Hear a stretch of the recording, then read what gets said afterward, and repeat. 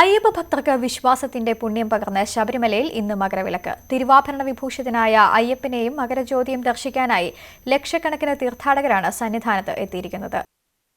രാവിലെ 7:40 സൂര്യൻ ധനുരാശിയിൽ നിന്നും മകരൻ രാശിയിലേക്ക് മാറുന്ന ഉത്തരായന മുഹൂർത്തത്തിലാണ് മകരസംക്രമ പൂജകൾ നടന്നത്.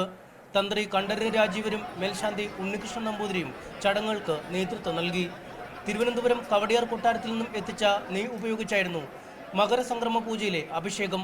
മകരവിളക്ക് ദിനത്തിൽ പുലർച്ചെ നട തുറന്നപ്പോൾ മുതൽ ഭക്തരുടെ അഭൂതപൂർവമായ തിരക്കാണ് സന്നിധാനത്ത് അനുഭവപ്പെടുന്നത്.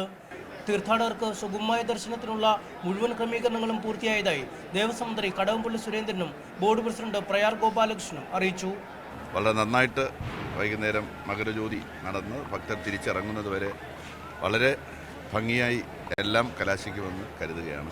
കഴിഞ്ഞ ഒരു 10-20 വർഷക്കാലത്തിനുള്ളിൽ ഏറ്റവും ഭംഗിയായി വിമർശനങ്ങളോ ആക്ഷേപങ്ങളോ ഒന്നുമില്ലാതെ ഭക്തർക്കെല്ലാം തൃപ്തികരമായി ദർശനം നടത്തുവാൻ കഴിയുന്ന ഒരു മണ്ഡല മകരവിളക്ക് മഹോത്സവമാണ്.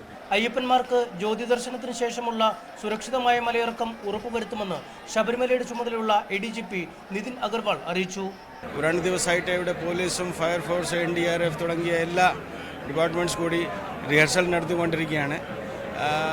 അപ്പോൾ എല്ലാവരും കോൺഫിഡൻ്റ് ആണ്. ചലച്ചിത്ര താരം ജയറാം അടക്കം നിരവധി പ്രമുഖരും മകരവിളക്ക് ദിനത്തിൽ ക്ഷേത്ര ദർശനത്തിനായി എത്തിയിട്ടുണ്ട്. മകരവിളക്ക് ദിവസം ഇന്നത്തെ ദിവസം രാവിലത്തെ മകരസംക്രമവും വൈകുന്നേരം തിരുവാഭരണം ചാർത്തി നട തുറക്കുമ്പോൾ കോടാനുകോടി ജനങ്ങളുടെ ഒരേ സ്വരത്തിലുള്ള ശരണമന്ത്രങ്ങൾക്ക് നടുവിൽ ആ ഒരു വലിയൊരു പോസിറ്റീവ് വൈബ്രേഷനിൽ ഇവിടെ നിൽക്കാൻ പറ്റുക എന്ന് പറയുന്ന ജീവിതത്തിൽ ഏറ്റവും വലിയ മഹാഭാഗ്യമാണ്. സന്നിധാനത്തിന് പുറമെ അട്ടത്തോട്, പമ്പ, പുല്ലുമേട് തുടങ്ങിയ ഇടങ്ങളിലും മകരജ്യോതി ദർശനത്തിനുള്ള ക്രമീകരണങ്ങൾ ദേവസ്വം ബോർഡ് ഒരുക്കിയിട്ടുണ്ട്. സന്നിധാനത്തു നിന്നും ക്യാമറമാൻ മനുവിനൊപ്പം MS അനീഷ് കുമാർ, News 18.